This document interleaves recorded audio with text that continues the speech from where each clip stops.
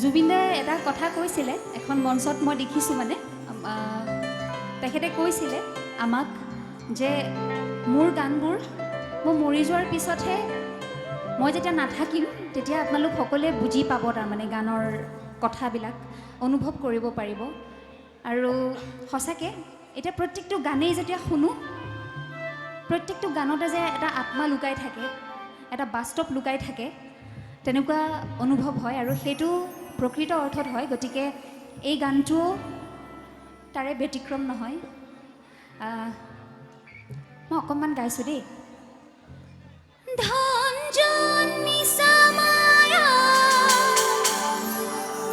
সপোনৰে মাথো ছায়া ধোঁৱাৰ ধূলিহে শেষতে ভবা কথা নহয় সিদ্ধি বাটত আছে কণা বিধি খুজে খুজে খাবা